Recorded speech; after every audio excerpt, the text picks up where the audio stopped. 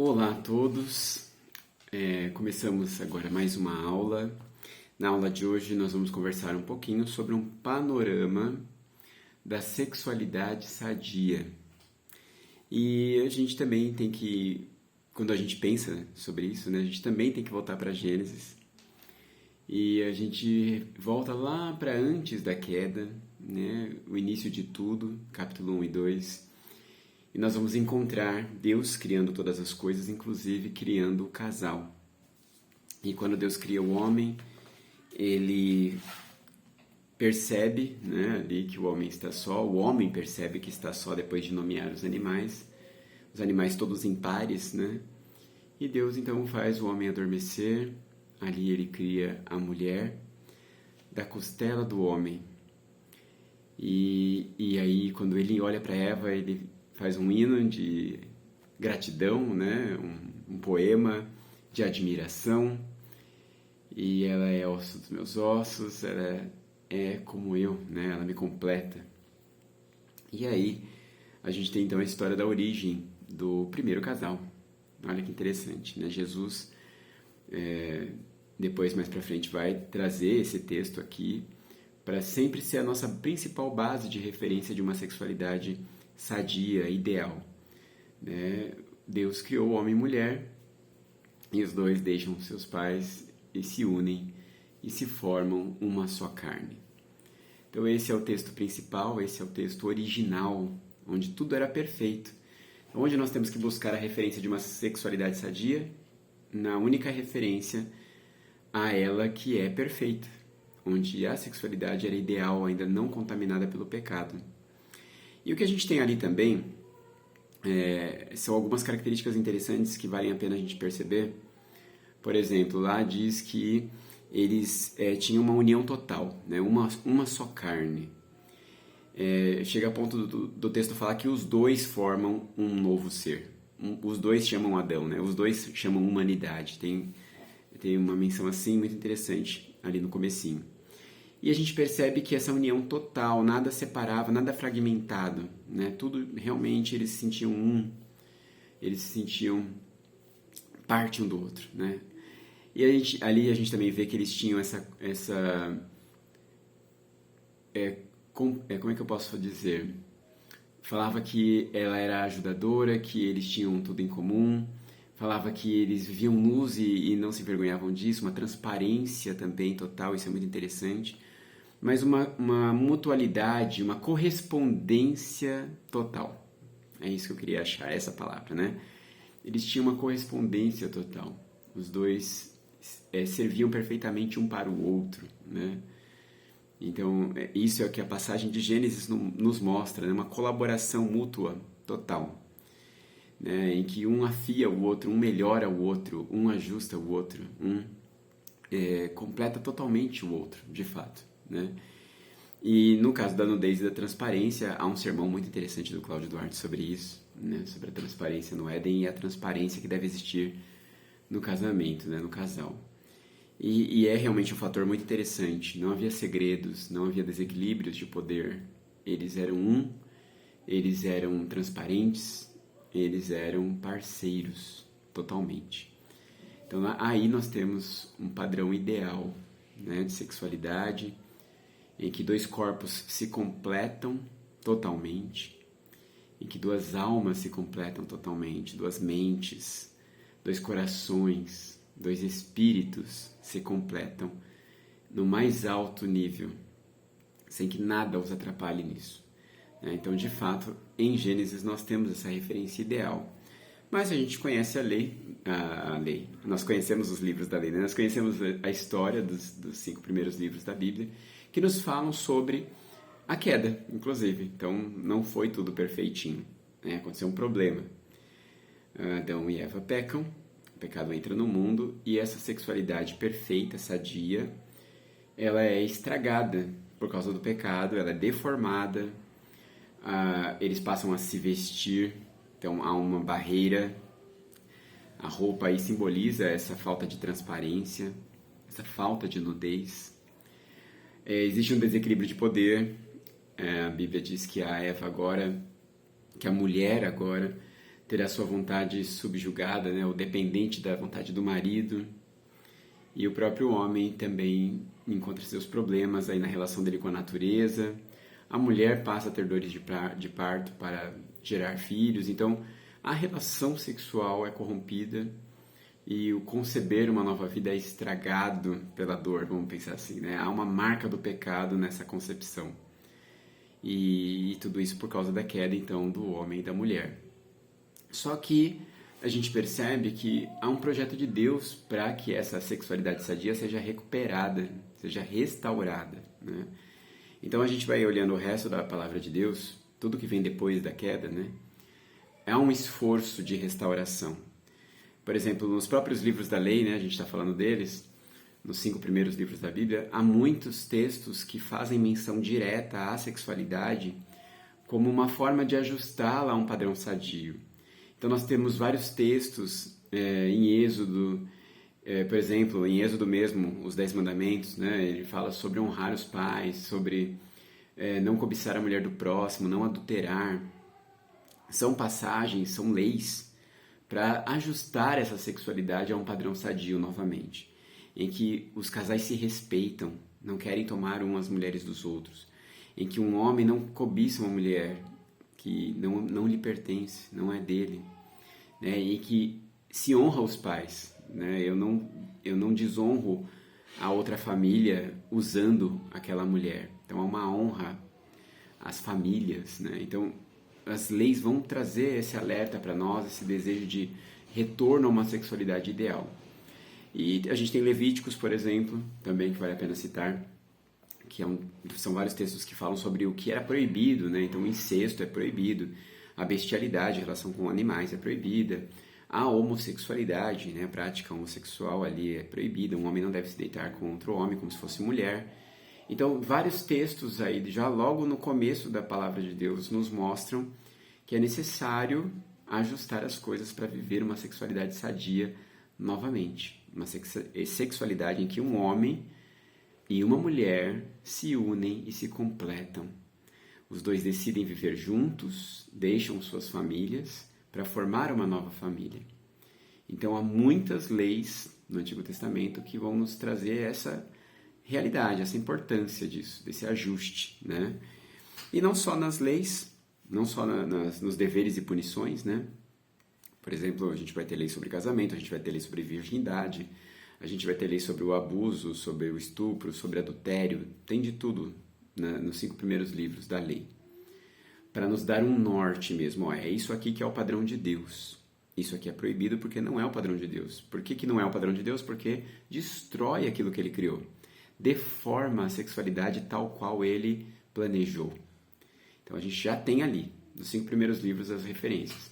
Mas depois, no restante da Bíblia, a gente também tem, nas histórias todas, né, de Josué em diante, vários exemplos de homens que obedeceram ou não a esta lei de Deus e que sofreram as consequências disso, ou aproveitaram as consequências boas de terem obedecido. Né? Então nós temos, por exemplo, lá em Gênesis já, a história de Judá, que teve alguns filhos e esses filhos não respeitam as leis sobre sexualidade e morrem. E aí a gente tem uma mulher que foi prometida em casamento, a nora dele, que se prostitui para chamar a atenção do sogro para uma promessa que ele fez e não cumpriu. Mas aí você vê quanta bagunça já estava acontecendo ali, né? Quanta deformação da sexualidade. E tantos outros episódios de sexualidade deformada a gente tem ali, logo em Gênesis, né? A mulher do governador dando em cima do José. A gente tem no livro de Juízes algumas coisas estranhas. A gente tem em toda a história, ali no livro de Reis, então, a gente vê menções sobre prostituição cultural e tantas outras questões que vão falar de pessoas que não obedeceram a Deus e sofreram as consequências disso, né? E inclusive de não viver uma sexualidade sadia e isso ser um pecado que motiva Deus a destruir a nação de Israel. E agora eu quero me deter um pouquinho nos livros poéticos. Ali há menções muito interessantes para essa referência de sexualidade sadia. A gente tem em Provérbios, em Salmos e Eclesiastes e principalmente em Cânticos, né? Referências muito claras sobre esse padrão. Em Salmos, a gente tem o Salmo 127, 128, que são símbolos dessa união perfeita, né? Da casa onde o homem confia em Deus, a sua mulher é uma ótima esposa, eles têm filhos, eles são felizes, eles são prósperos, porque eles vivem esse padrão de Deus. Em Provérbios, a gente tem várias referências a esse casal também, principalmente Provérbios 31, certo? É um casal que funciona muito bem, em que os dois se completam muito, até nos negócios, né?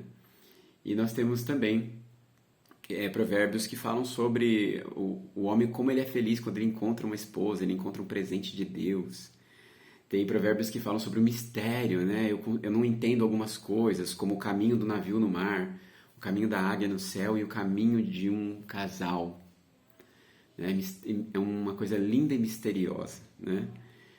E também Eclesiastes, quando o pregador insiste, né, em nos dizer que o que o homem faz de melhor nessa vida é usufruir do seu trabalho e aproveitar os seus dias com a mulher que ama.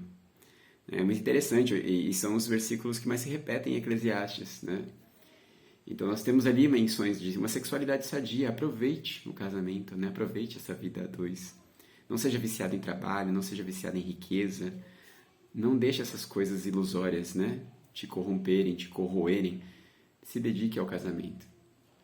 E nós temos o Cantares, que é um texto magnífico, belíssimo, um poema de amor que explora muito as sensações do casal, né? A beleza, a admiração da beleza do outro.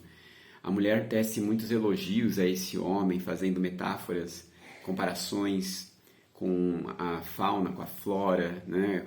com árvores, com animais.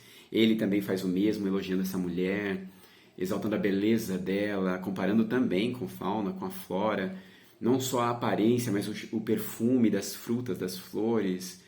É um livro que explora muito os 5 sentidos aí, né, na questão da admiração de um para com o outro, e evidencia um potencial de sexualidade sadia incrível, maravilhoso, né? Como a relação entre um homem e uma mulher pode ser linda, realmente, saborosa, de fato, né? Nós temos isso em Cânticos e vale muito a pena ressaltar isso aqui, né? Como referência de sexualidade sadia, sim. É um casal que se deseja, que se admira, que gosta de estar um com o outro. E nós temos ainda, no Novo Testamento, muitas referências à sexualidade.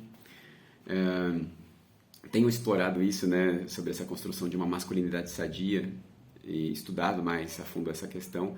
E a gente percebe que o próprio Cristo nos traz muitas dessas questões sobre como é feliz o casal realmente, né, como a família deve ser respeitada. Jesus, ele está ali na casa de Pedro, cura a sogra dele, você vê esses movimentos ali, né? Jesus entrando na casa de um homem, ressuscitando a filha dele, e ele ali com algumas famílias como Lázaro, as irmãs, e Jesus falando sobre a importância, né, de todas as relações familiares, na verdade, né? Mas a gente percebe muito mais claramente isso, talvez na passagem do casamento, né, de Caná da Galileia, quando ele transforma a água em vinho, como ele valoriza aquela cerimônia, aquele momento, né? E em algumas outras situações onde ele deixa claro o desejo dele de restaurar a sexualidade sadia, né? Como a mulher adúltera em João capítulo 8, como a mulher samaritana no capítulo 4 de João. Jesus vai demonstrando que ele deseja restaurar a vida dessas mulheres, restaurar a sexualidade dessas mulheres e restaurar a sexualidade em geral, né? E ele vai respondendo a perguntas sobre isso, né? Em Mateus 19 a gente tem uma referência muito boa também sobre isso. E eles falam, mas pode divorciar, não pode? Aí Jesus fala, olha, não era para ser assim, né? No padrão de Deus maravilhoso, vocês tinham que ficar juntos para sempre, se amando, né? Mas Moisés autorizou vocês a se divorciarem porque o coração de vocês é ruim, né? Quer dizer, não foi o projeto de Deus, o divórcio nunca será um projeto de Deus, né? Então nós temos muitas referências bíblicas a essas questões de sexualidade sadia. Nas cartas dos apóstolos a gente também tem o elogio à virgindade, como Paulo escreve aos Coríntios, né, a questão do casamento como uma disciplina espiritual, né? Esses dias um dos parceiros aí no Instagram falou sobre isso, casamento como disciplina espiritual, como isso é importante, né? A manutenção da relação sexual no casamento como uma disciplina espiritual que glorifica a Deus, inclusive, né? E Jesus fala sobre isso, os apóstolos falam sobre isso, no mesmo capítulo 7 de Coríntios, a gente vai ver isso. E também, aos Coríntios, Paulo fala sobre o corpo como templo do Espírito Santo, né, sobre essa questão da importância mesmo das mulheres se preocuparem muito mais com uma vida santa, piedosa, do que com a aparência, e como aos Timóteos, né? Como a Timóteo, aliás, Paulo fala. E, enfim, a gente percebe na Bíblia um desejo de Deus de restaurar a sexualidade a um padrão sadio. E aí eu queria pensar com vocês um pouquinho sobre como seria esse padrão sadio hoje, né? E como a gente pode enxergar ele nas suas dimensões. Eu costumo sempre procurar enxergar esses aspectos da nossa vida de forma holística, né? Completa mesmo, né? O ser humano como um ser completo. E, em primeiro lugar, a gente percebe que uma sexualidade sadia ela tem a ver com uma fisiologia correta, né? Uma fisiologia sadia. E o que isso significa? O corpo do homem ele é feito para um corpo de uma mulher. E o corpo da mulher é feito para o corpo de um homem. Os dois corpos se encaixam, né, na relação sexual, evidentemente. Há uma penetração de um pênis numa vagina que evidenciam como Deus criou um corpo para o outro, certo? É uma sexualidade sadia, aquela sexualidade que reconhece o corpo masculino para o feminino e o corpo feminino para o masculino. E que inclusive zela por esse cuidado com o corpo para oferecê-lo ao outro, né? E isso inclui um marido que cuida da sua higiene, um marido que cuida da sua aparência para a sua esposa. Uma esposa que cuida ao mesmo tempo da sua higiene, da sua aparência para seu marido. Os dois cultivam um corpo saudável por amor ao outro, para oferecer esse corpo ao outro, né? E isso tem tudo a ver com uma sexualidade sadia, né? Eu acabei de falar de cantares, né? De Cânticos dos Cânticos.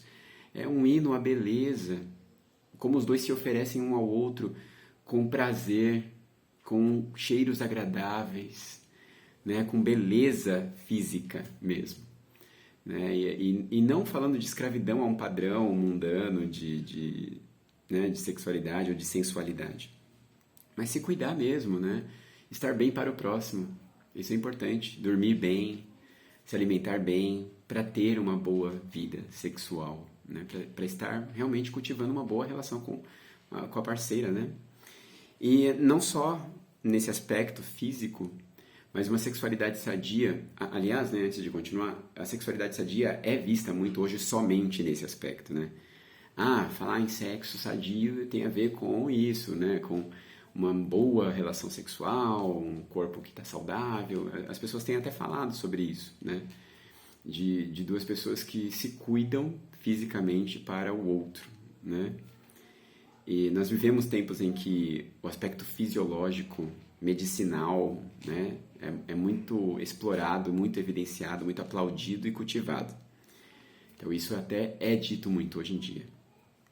E agora eu quero também falar de algumas outras questões que são importantes quando a gente pensa em sexualidade sadia. Sexualidade sadia também tem a ver com identidade muito bem resolvida. Um homem que se sente bem em ser homem e que sabe o que é ser homem, né? Um homem que consegue diferenciar o que é machismo do que é masculino, do que é hombridade, certo? Um homem que consegue perceber isso, uma mulher que consegue perceber o que é ser feminina, o que é ser empoderada, né? Sem ser masculinizada. Uma mulher que consegue ser feminina sem se sentir inferior. Isso tem tudo a ver com uma sexualidade sadia. Isso tem a ver com uma autoimagem sadia de sexualidade, certo? O homem gostar do que vê, né? Gostar do que é. E isso tem a ver com que Deus, com gratidão a Deus, com o que Deus fez eu ser, né? Então nós estamos falando de sexualidade sadia num aspecto cognitivo, mental mesmo, de identidade, de me conhecer de agradecer a Deus por quem eu sou e exercer essa masculinidade sem preconceitos machistas, né? E a mulher, ao mesmo tempo, saber quem ela é, se conhecer e exercer essa feminilidade sem preconceitos. E são preconceitos diferentes, mas as mulheres também têm preconceitos, principalmente como fruto do feminismo. E aí é delicado a gente falar um pouco sobre isso, porque muitos homens não entendem que a mulher ela tem autonomia, inclusive sexual, para dizer o que ela gosta, para dizer o que ela quer, né? E isso não é safadeza, a mulher não é imoral por isso. Isso é uma construção de intimidade no casamento, certo? E alguns homens se sentem intimidados com mulheres que falam o que querem e que têm atitude na relação. E não deveriam, né? Isso deve ser uma construção conjunta, uma construção de parceria, de fato. Isso deve ser algo a dois. E aí esse homem tem que começar a trabalhar na sua mente, né, no seu interior, para se libertar desses preconceitos, dessas amarras e ser livre para construir de forma super saudável com a sua esposa essas questões. E ao mesmo tempo as mulheres precisam se libertar também de preconceitos que foram impostos a elas e se expressarem e conseguirem conversar essas coisas com seus maridos, né? Além disso, a gente pode pensar num aspecto emocional, né? E esse aspecto emocional também é interessante. Nós buscamos na relação sexual e na sexualidade muito mais do que prazer orgásmico, muito mais do que sensações fisiológicas. Nós buscamos amor, nós buscamos suprir carências emocionais. Nós procuramos demonstrar amor através da sexualidade. A música da Rita Lee, né, baseada num texto do Arnaldo Jabor também, falam de uma dicotomia entre amor e sexo, mas ela não é assim, não é para ser assim. Amor e sexo se completam, eles estão juntos. Nesse panorama de sexualidade sadia, a gente precisa enxergar isso, né? Eles não são inimigos, não são opostos, eles estão juntos e tem tudo a ver, então, portanto, pensar nesse aspecto também emocional aí da sexualidade, né? Da afetividade, afetamos um ao outro. E isso tem a ver com a nossa sexualidade. Nós demonstramos afeto sexualmente. Todo o nosso carinho, toda a carícia, todo beijo, todo abraço, todo estar junto, né? É uma expressão de sexualidade afetiva, de afetividade sexual. E está junto. Então também faz parte de uma ideia de sexualidade sadia. Trabalhar esse aspecto emocional. Ao mesmo tempo, a gente pode ir pensando em alguns alertas, né? Não é hoje o dia de falar sobre isso, mas uma sexualidade sadia envolve uma mulher que decide amar um homem que não fica dependente emocionalmente dele. São coisas bem diferentes. Mas mais para frente a gente vai trabalhar um pouquinho essas questões de problemas ligados à sexualidade, né? E espiritualmente falando, o que Deus tem a ver com isso? Tudo. Ele é o criador da sexualidade. Nós temos que olhar para a sexualidade como um culto a Deus, como algo que glorifica o nome dele quando funciona direito. Tudo que funciona bem, funciona de acordo com a vontade de Deus, glorifica a Deus, porque aponta para ele como alguém que sabe o que fez e que deve ser louvado pela coisa maravilhosa que fez. Deus criou o sexo, Deus criou a sexualidade. Quando ela funciona bem, quando ela funciona de forma sadia, ela até mesmo é vista como um culto a Deus, como uma disciplina espiritual que glorifica a Ele. Então nós podemos olhar para a nossa sexualidade, para a relação sexual, ou para a identidade sexual masculina, identidade sexual feminina, e ver em tudo isso a glória de Deus, a riqueza de Deus, a criatividade maravilhosa dele, o quanto ele é capaz de fazer tudo o que ele quer fazer. Certo? Então, até mesmo espiritualmente a gente pode olhar para a sexualidade e pensar no que seria saudável na sexualidade de maneira espiritual. Então observem, né? A gente pensou aqui de 4 formas diferentes sobre sexualidade, para a gente perceber que a questão da sexualidade é muito mais ampla do que a relação sexual em si, ou muito maior até mesmo do que essas discussões de identidade sexual que tem tanto chamado a atenção das pessoas hoje em dia. ela é uma construção divina que pode ser vivida em toda a sua plenitude, desde que a gente obedeça a Deus, atente para qual é o padrão, esse plano, esse projeto de Deus para a sexualidade e viva em obediência a esse projeto maravilhoso de Deus para nós. E aí, isso tem a ver com toda essa discussão que a gente fez hoje. Me livrar de tudo que é mentira, de tudo que é deformação pecaminosa sobre a sexualidade, de tudo que é ilusório e sedutor, que é obra do pecado sobre nós, para viver a plenitude do projeto de Deus para nós. Lembrei agora, por exemplo, do Provérbios capítulo 5, onde ele fala sobre isso, desfrutar da intimidade com a mulher da sua juventude, que os seios dela te fartem de prazer. É bíblico, né? Ah, mas que Bíblia pornográfica é essa? Que Bíblia... Não, isso não é pornografia. É aí justamente o lugar certo da sexualidade. Pornografia é uma aberração de distorção da sexualidade, escravizando pessoas e usando a imagem dessas pessoas para excitar pessoas que nem as conhecem, transformando aquelas pessoas em objetos, usando pessoas e diminuindo elas enquanto pessoas. Agora, quando a Bíblia fala disso, ela está falando de relação real, em que um homem de verdade com uma mulher de verdade desfrutam de prazer e de plenitude de relacionamento de verdade um com o outro. Então é disso que nós estamos falando. Sexualidade sadia, sexualidade plena em Deus tem a ver com uma construção em obediência a Deus de algo muito rico, muito profundo, muito amplo numa relação a dois, em que os dois se tornam um, se completam, se constroem, dialogam e vivem a plenitude de todo o projeto de Deus. E que Deus abençoe a cada um de nós. Até a próxima aula. E seguimos assim, refletindo sobre a nossa sexualidade em Deus e como tudo isso é tão importante para nós e para Ele. Até a próxima.